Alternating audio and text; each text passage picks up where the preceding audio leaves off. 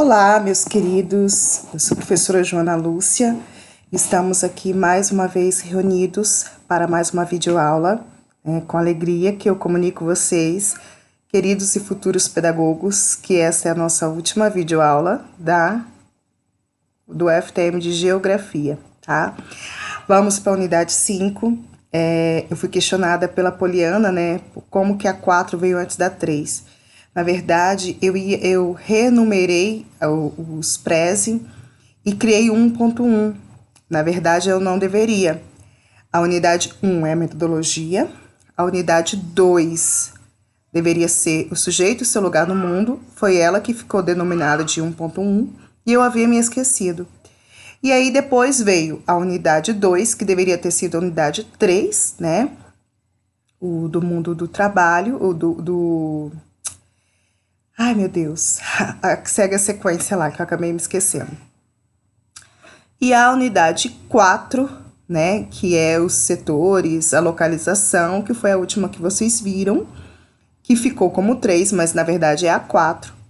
E agora a unidade 5, que é a última, em que vocês vão ver a natureza, e as modificações causadas pelo ser humano na natureza, as consequências disso, tá certo?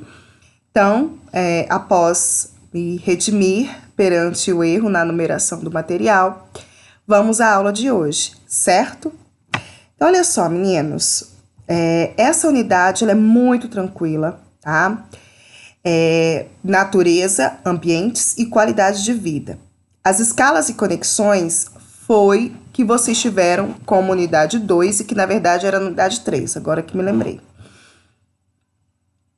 Essa é tranquila e vocês vão perceber que parece que eu estarei falando o tempo todo de ciências. E de fato é verdade. É uma unidade que estava os conteúdos inseridos em ciências naturais e que a BNCC achou por bem colocar em geografia, tá? Então, não estranhem se vocês perceberem que eu estou falando de fatores físicos, químicos, biológicos, porque de fato isso veio das ciências naturais, tá certo?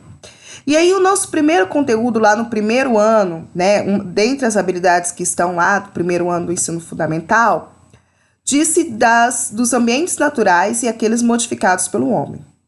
Pessoal, uma coisa é fato. O ser humano, ele existe, ele precisa de espaço, ele precisa de água, ele produz lixo. Eu já falei isso com vocês na nossa primeira aula. Todavia, é necessário que o ser humano opte por melhores condições de vida para ele e para o meio ambiente onde ele vive. Afinal, ele deixará descendentes e para que esses descendentes tenham um planeta habitável, tudo dependerá da geração de agora, Então, o cuidado, ele é fundamental. E o problema não é existir, o problema é poluir, degradar e destruir além daquilo que é necessário. Já existe hoje formas de vida saudável e sustentável. Todavia, o governo brasileiro, de uma forma geral, eu falo de municípios, federações, estados, e o governo federal, eles não optam por investir em planejamento, em tecnologia e em estudos para ter uma vida sustentável. Existe a ilusão de que o Brasil, por ser um país grande, assim como o planeta, tem recursos inesgotáveis. Isso é uma ilusão, pessoal. Os nossos recursos não são inesgotáveis, eles estão findando. E o impacto no meio ambiente é grande. Precisamos, o quanto antes, exigir de nossos governantes, políticas públicas, projetos que realmente possam melhorar o meio ambiente. E é isso que a gente vai ver aqui nessa unidade. E é isso que se espera que os professores e pedagogos façam isso. Plantem essa sementinha no coração das crianças para que elas cobrem dos adultos e, principalmente, quando elas forem adultas, elas terem ideias, inovações e fazer política da forma diferente que se tem hoje em nosso país, tá certo? Como dizia Paulo Freire, em um dos seus livros, consciência, conscientização, pedagogia da liberdade, pedagogia da esperança. Se o professor não for utópico, se ele não acreditar no futuro de um país melhor, se ele não acreditar que as suas crianças, os seus alunos, podem fazer um país melhor, então ele não tem razão de ser professor, ele não tem razão de estudar, ele não tem razão de ser pedagogo, ele deve procurar uma outra profissão. Devemos sim acreditar que somos capazes de mudar as pessoas no sentido de mostrar a elas o melhor caminho. Somos capazes de inculcar nas crianças melhores formas de vidas e bons hábitos.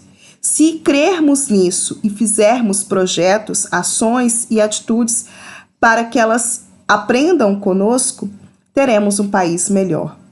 Caso contrário, se o professor segue o livro didático, não explica além do necessário, não se importa com o lixo espalhado na sala, tampouco no pátio, e ele próprio joga o lixo no chão, nós não teremos mudança no Brasil nem no mundo.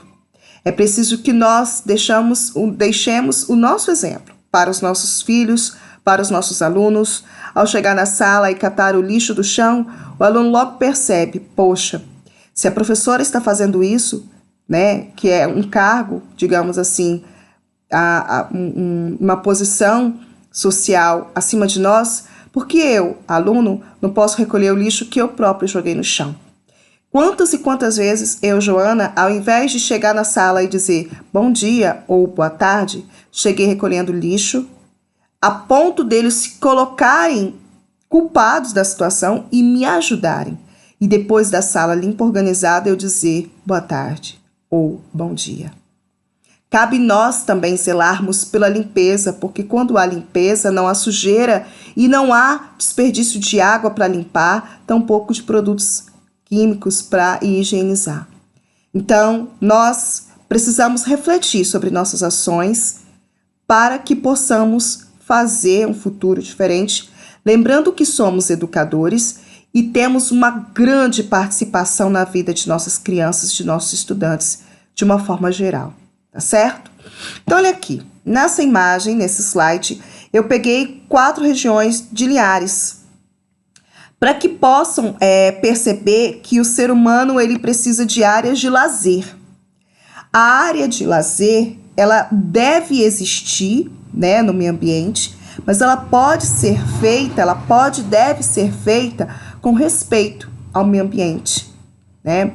Então, aqui nós temos um parque, digamos assim, né, que fica pela região ali do Farias, onde as mesas estão dentro d'água, né?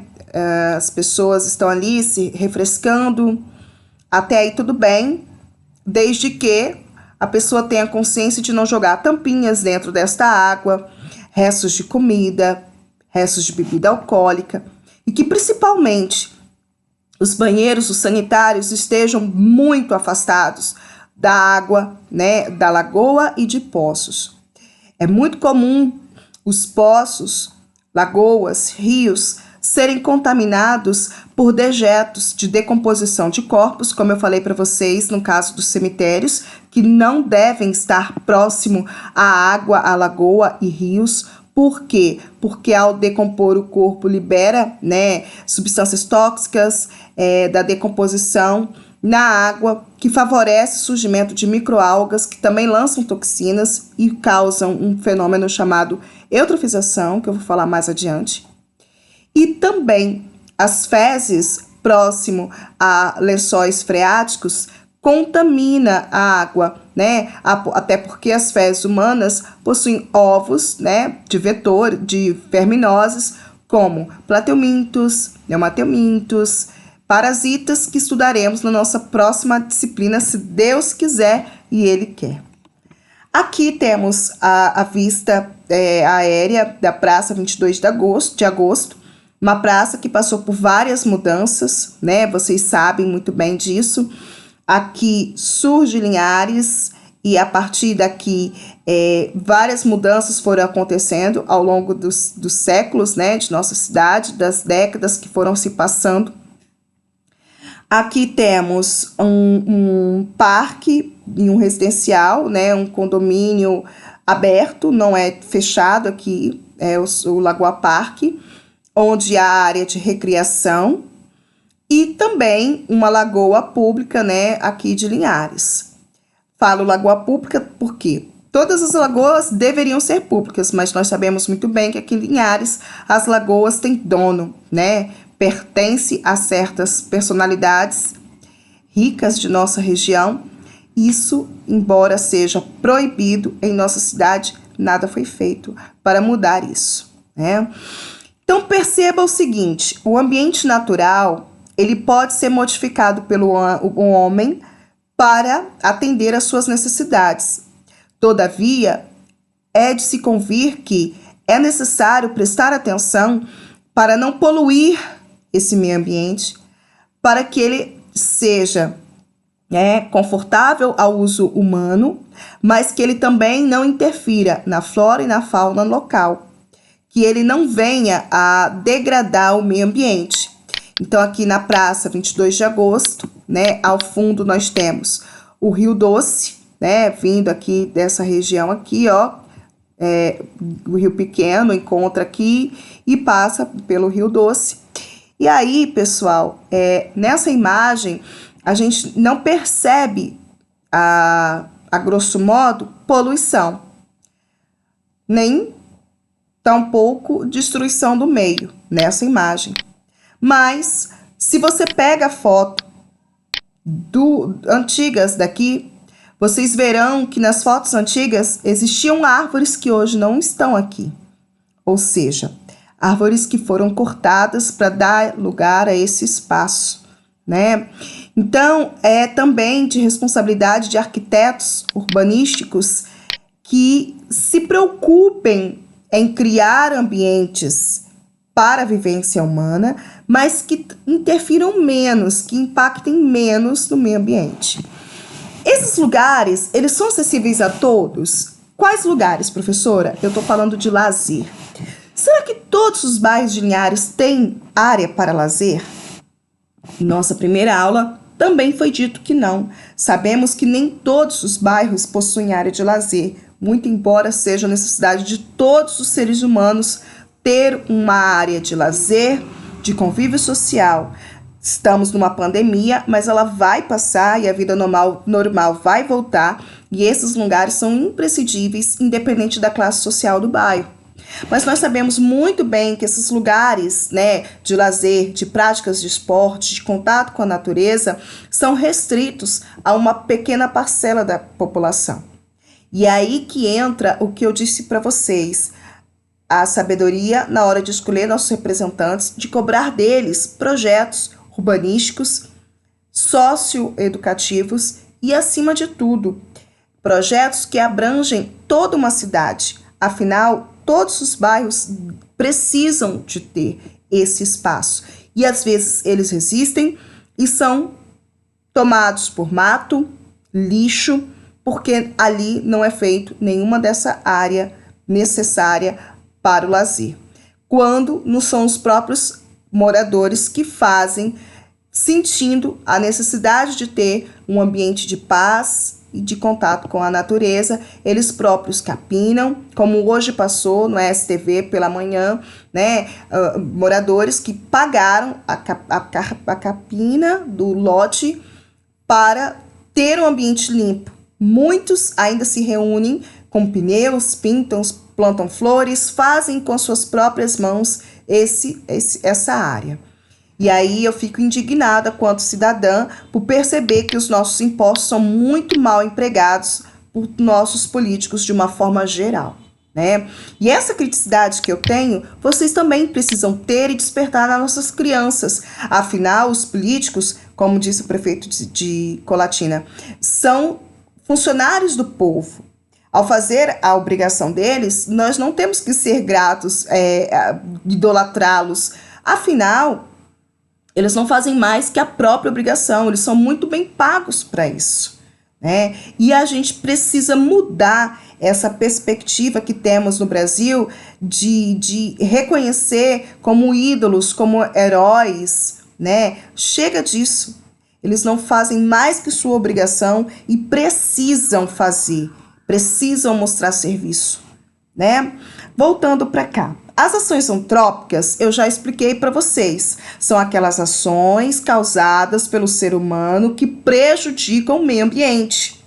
As ações antrópicas são várias, mas as mais comuns são queimadas no ambiente, tá, urbano, também no rural. No rural, eles queimam, primeiro, com preguiça de capinar o lote. Segundo, devido a querer renovar o capim, muitas áreas de pastagem são queimadas, tá? Como eu já falei para vocês em aulas anteriores, a Lasa queimava o canavial para deixá-lo, digamos, numa condição mais humana para o cortador cortar.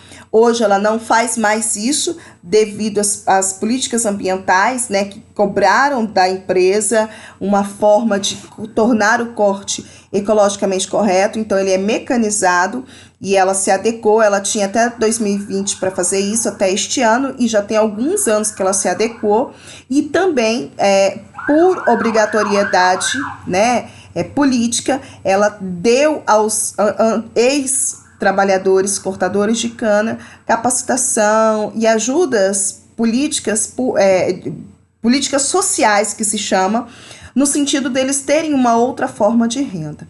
Então, as queimadas, elas deveriam ser cada vez mais proibidas, e as pessoas tinham que ter a consciência de não queimar, né? E aí muitas pessoas caem matando sobre aquela queimada que aconteceu na Amazônia, mas pegam o lixo do banheiro e queimam no fundo do quintal. Pegam as folhas do quintal e queimam. Quem são essas pessoas para falar mal dos outros, né? Então, sejamos exemplo. Ah, professora, o que você faz com o lixo do seu banheiro? Joga no lixo. O que você faz com as folhas do seu quintal? Quando eu tinha quintal que tinha folhas, eu cavava um buraco, jogava dentro dele as folhas e tapava com terra. Eu fazia o que se chama de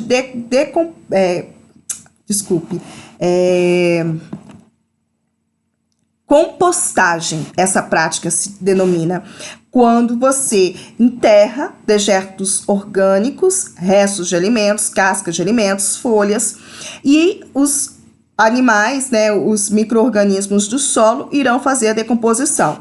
Naquela região, depois de uns meses, eu plantava cebolinha, salsa e escolhia outro local para cavar e colocar essas folhas. Dessa forma, eu não precisava tocar fogo no lixo. Então, quando eu estava na 5ª série, há muito tempo atrás, tá? Não sou tão velha, não ria.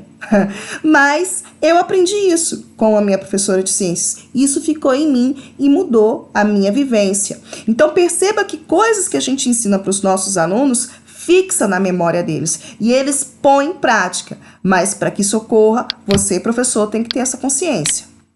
Pessoal, uma outra ação antrópica que prejudica muito a cidade de Linhares é isso daqui, ó. É o descarte de efluente nos rios e lagoas. Professora, o que é efluente? Efluente é água suja advinda de indústrias, empresas, locais que usam recursos hídricos, né? Usa a água do meio ambiente para empresas, geralmente fazem isso, né? Aqui em Linhares nós temos uma fábrica de roupas que pelo menos pegava a água do meio ambiente via poços, né? Usava para lavar roupa e jogava essa água suja de volta ao local, o córrego que passava por ali. Depois de muitos anos de poluição, ela foi notificada e fez uma estação de tratamento de esgoto, que a gente chama de ET. E por meio dessa ET, ela faz o tratamento desse efluente e descarta de volta na natureza uma quantidade muito menor de sujeira quando comparado ao que ela jogava anteriormente, né? Então, os efluentes, eles devem ser tratados antes de jogar de volta ao meio. Por exemplo, aqui existe uma fábrica de sucos, né? Que pegava a água, lavava os tubos sujos de polpa de fruta, de suco, e Diz a empresa que tratava o efluente e jogava apenas 3% de sujeira no meio ambiente. Mas não é isso que prova e que demonstra o jornal local e as imagens que eu vou mostrar daqui para vocês um pouco, né? Professora, por que você está dizendo isso? Você pode morrer, hein? Tomara Deus que não, né? Só a hora que Deus quiser. Mas é para mostrar para vocês que, embora existam leis que garantem a proteção do meio ambiente, a fiscalização junto às empresas é relaxada, é flexibilizada, e essas empresas continuam procedendo da forma incorreta. Mas também, principalmente, por ter uma população que não consegue requerer o seu direito, né? Denunciar nos órgãos honestos que ainda temos no Brasil, são poucos, mas temos, e requerer que essa empresa faça as devidas adequações. Então, a gente tem aqui, né, uma fotografia que mostra os efluentes sendo lançados aí em rios da nossa região, né? Efluente é o que eu disse, são águas de resíduos provenientes de indústrias, de fábricas, de esgotos também, tá? E de redes pluviais. O que são redes pluviais? São aquelas redes coletoras de água de chuva, né? Quando a gente diz que um bairro não tem rede pluvial, ele não tem aqueles canos que vão fazer ali a coleta, né, da água de chuva. Há pessoas que se confundem muito com esses termos, né? Redes pluviais, é só lembrar do pluviômetro, da palavra que se remete à quantidade de águas de chuvas que caem, né, num determinado período da época do ano. Pois bem, essas galerias, esses canos, pegam água de chuva e vão jogar, né, nos rios e lagoas. Até aí, tudo bem, porque a água de chuva não é de todo ruim, cai nas ruas e tal, mas não tem tanta sujeira quando comparado a esgotos e a águas de indústrias que possuem restos de alimentos, restos estes ricos em nitrogênios e em sulfatos, que são elementos químicos, substâncias químicas que as bactérias amam, adoram, e na presença desses elementos elas se multiplicam aos montes, jogando hepatotoxinas nas águas, que causam, além de problemas hepáticos, né, problemas no fígado, causam outros problemas como hepatite A e uma série de problemas, tá? Além de deixar em risco a vida de outros seres vivos que estão ali, causar eutrofização, que daqui a pouco vocês vão saber, e a morte de alguns seres vivos, como peixes, por exemplo, quando o rio está muito eutrofizado, tá certo? Já o termo, pessoal, fluvial, o termo fluvial se refere a águas de rios, tá? A redes fluviais, eu me refiro à água de rio natural mesmo, que vai encontrar com outros rios, que daqui a pouco eu vou falar um pouquinho sobre isso, quando eu estiver falando de afluentes, tá? Já no próximo slide aqui, ó. Afluente, aí sim, cabe o termo fluvial, tá? Os redes fluviais são, o que eu posso dizer, de subafluentes. O que são afluentes?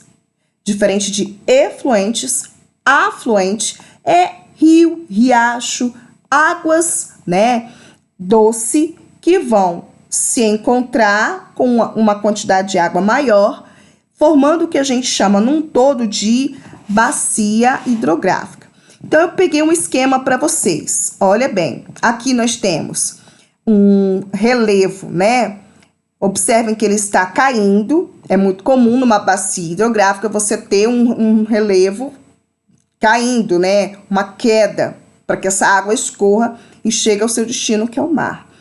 Então, olhando Linhares, onde estamos, né? O rio coletor nosso é o Rio Doce. Ele nasce lá na Serra da Mantiqueira, em Minas Gerais. Então, de Minas Gerais para cá, nós temos uma descida. Quem vai a Colatina e volta de Colatina para Linhares consegue perceber. Temos uma descida. E à medida que as várias nascentes vão se encontrando, vão formando essa bacia hidrográfica. Então, aqui nós temos um pequeno exemplo, né? Então, nós temos a nascente, aqui nós temos o que se chama de afluente, que é aqui a nascente principal. E aqui, esse afluente, provavelmente existem outras nascentes por aqui, que vão formar um pequeno rio. Então, esse afluente é um riacho, um pequeno rio, uma corrente d'água doce, que vai se encontrar com uma massa de água maior. Esse daqui é onde está escrito leito, né? É o que eu chamo de rio coletor. Na verdade, a setinha está apontando para o leito, né? O leito do rio é o que eu chamo de... O que eu chamo de leito do rio é a profundidade que esse rio tem, né? A mata ciliar é uma forma de eu proteger os leitos, né? O leito do rio. O que é a mata ciliar? Lembra cílios. E cílios são os pelinhos, né? Ao redor dos olhos. E a mata ciliar tem esse nome de propósito. Ela serve como cílios para o olho d'água. Quando eu deixo preservada a mata ciliar, né? A vegetação nativa, natural daquele local, na proximidade dos rios, né, das nascentes, das lagoas, eu vou proteger esse local por dois motivos. Primeiro, a vegetação vai pegar a incidência de luz solar para as folhas fazerem a fotossíntese. Então, essa folha vai fazer como se fosse um desvio dessa luz solar para ela fazer o seu alimento, produzir o seu alimento e produzir para o meio ambiente oxigênio, tirando o gás carbônico que é ruim da atmosfera. Então, eu tenho o primeiro benefício, que é esse, desviar os raios de luz para a árvore ao invés da água. O segundo benefício das matas ciliares é que, com suas raízes, elas vão segurar os solos próximos ao rio, fazendo uma verdadeira teia, né? Formando ali uma malha, impedindo que caia terra, mato, pau, pedra no fundo do rio, no leito do rio. Quando esse rio tem a sua mata ciliar preservada, o leito dele não fica raso, ele não fica soreado. Ele fica com uma profundidade bacana. Por quê? Sabemos que existem períodos de chuva, que é o período de verão aqui no Brasil, né? Que começa as chuvas em dezembro, janeiro, fevereiro, vai até início de março, que vai fazer o quê? No período de chuva, o leito do rio ele tem que ter profundidade para quê? Para aportar essa massa de água que vai precipitar, né, do céu. Se porventura eu retiro a mata ciliar, vai acontecer assoreamento desse rio. Grãos, terra, pedra, pau, vai cair ali, sem contar que seres humanos, né, que se dizem humanos, não sei porquê, mas certos humaninhos, ser humaninhos, irão jogar lixo aí também, nesse leito do rio, diminuindo ainda mais a sua profundidade. Depois, quando vem o período de chuva, esse leito tá raso, digamos assim, ele não consegue aportar a quantidade de água e transborda. Aí você tem um outro problema, né, que são as enchentes. Pois bem, voltando, recapitulando. O rio tem a sua nascente principal e existem outras nascentes, né, que tem nessa região, que vai dar origem aos afluentes, que são esses rios ou riachos menores que vão se encontrar com um rio maior, que é esse aqui, onde a setinha branca está passando. Então, o conjunto formado pelos afluentes, pelas nascentes, pelo subafluente, que são esses rios menorzinhos ainda, todo esse conjunto vai formar a bacia hidrográfica. Lembrando que o início delas são as nascentes e o fim as nascentes que desaguam no rio coletor, que é esse daqui, que por fim vai desaguar, né, chegar ao mar. O encontro da água doce com o mar eu chamo de foz. Existem vários tipos de foz. Agora não vem ao caso, tá? Até porque as habilidades pedem mesmo para falar sobre isso. E esse conteúdo propriamente dito das bacias hidrográficas que tinha, ele foi extinto de uma certa forma. O professor ele vai explicar por que é necessário que o aluno entenda certos conteúdos, então ele é obrigado a explicar, mas não está especificadamente explícito lá que ele tem que fazer. O professor que tem experiência precisa saber para caso necessite, ele possa explicar, né? Então, aqui, professora, a gente tem uma lagoinha, olha, né? O que é uma lagoa? Qual a diferença de lagoa para rio?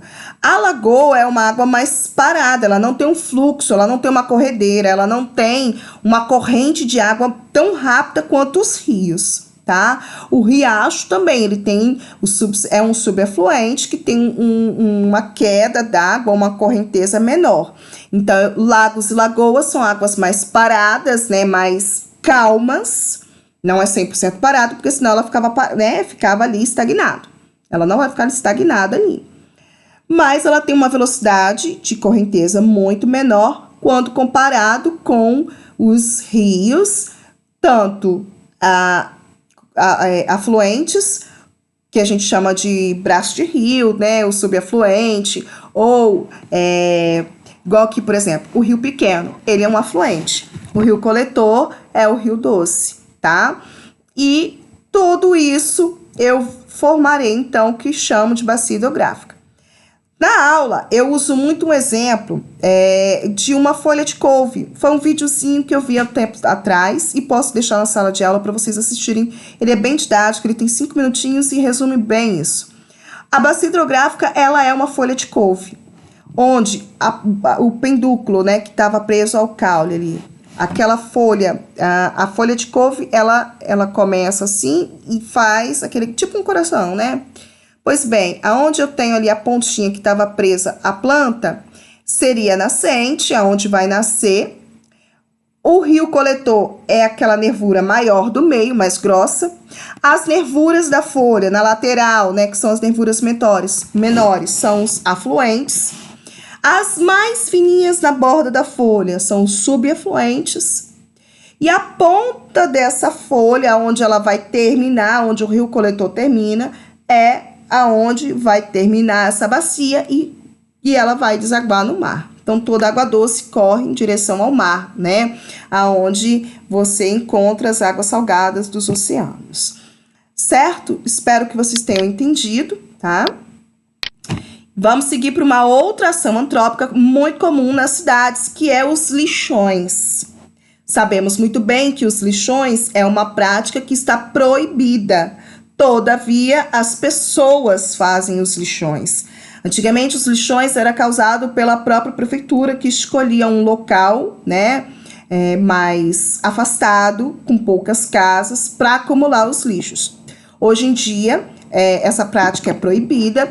A prefeitura tem que providenciar ou um aterro sanitário ou uma incineração. A Prefeitura de Linhares, até pouco tempo, vendia o lixo dela, pagava para que Aracruz tratasse o lixo por meio de incineração. Não sei se isso em 2020 continua.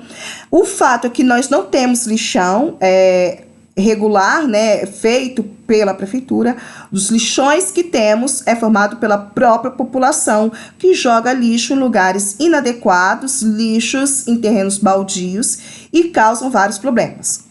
Primeiro, pela imagem a gente consegue perceber, olha, essa água negra, essa água escura, fétida, é oriunda da decomposição desse material que está aqui, tanto matéria orgânica quanto inorgânica. Aqui a gente vê uma quantidade enorme de plásticos e os lixões, eles acumulam tudo. Lixos biodegradáveis, né, lixos orgânicos, como restos de animais, restos de comida, restos de vegetais, também plásticos, metais, ou seja, tudo isso junto e misturado causa a decomposição, né, e liberação desse chorume, tá? O nome desse líquido é chorume. Ele, além de ser fedido, né, e tóxico para o solo, ele polui o solo, ele infiltra-se no solo, chega a lençóis freáticos, que é aquela água subterrânea que abastece rios e poços. Então, se houver algum poço próximo a essa região, fatalmente ele estará contaminado por esse chorume, sem contar que ele também libera gases tóxicos, dentre eles o gás metano, tá? Que é prejudicial à atmosfera, à camada de ozônio, tá? Sem contar que o lixão ainda é uma fonte de vetores, né? Um paraíso para os vetores. Quem são os vetores? São aqueles animais, né, que causam doença ou que propagam doença ao ser humano, que servem de veículo para bactérias, para fungos, para vírus, verminoses, né? Então aqui eu terei, quem são esses vetores? Os ratos, as baratas, escorpiões, cobras, morcegos, entre outros animais, urubus, que estão ali se alimentando disso, procriando ali e vão infestar as casas, carregando consigo esses micro-organismos patogênicos. Então, cabe a quem? Cabe a mim, a você e a todos nós evitarmos isso. Como? Primeiro, jogando lixo no lixo. Segundo, denunciando, tá? Para a prefeitura, hoje, na nossa rede de TV local, existe tanto as TVs, sim, quanto a Record, quanto a Globo, no caso, através do STV. Se você liga, denuncia, eles vão, fazem a reportagem, notificam a prefeitura. Você também pode fazer isso. O que a gente não pode é permitir que isso venha acontecendo com muita frequência. E ao vir um vizinho jogando lixo em um local inapropriado, você precisa chamar a atenção dele. E dê você o seu exemplo, não jogue lixo em lugar inadequado, né? Eu já passei por situação constrangedora do vizinho vir jogar na minha porta lixo de cozinha, lixo de banheiro, na justificativa de que ele tinha calçado e eu não. Né? Além de externar um preconceito pelo fato da época eu não ter calçada, ele mostra que ele não tem higiene, porque se ele tivesse, ele providenciaria uma lixeira. Cabe a cada um de nós destinarmos o nosso lixo de forma correta e nunca, jamais colocar o lixo no local de outro, na casa de outro, né? Onde estão os nossos bons costumes, a nossa educação, né? Fica a reflexão. Chegamos aí a quase 40 minutos dessa videoaula. Eu falo muito mesmo, vocês sabem, né? Mas é importante porque tudo isso faz parte das habilidades e competências que nós temos que desenvolver em nós e depois desenvolver em nossos alunos, tá bom? Espero que vocês estejam gostando dessa unidade. Fiquem com Deus, um grande beijo e tchau, tchau. Até a nossa próxima videoaula.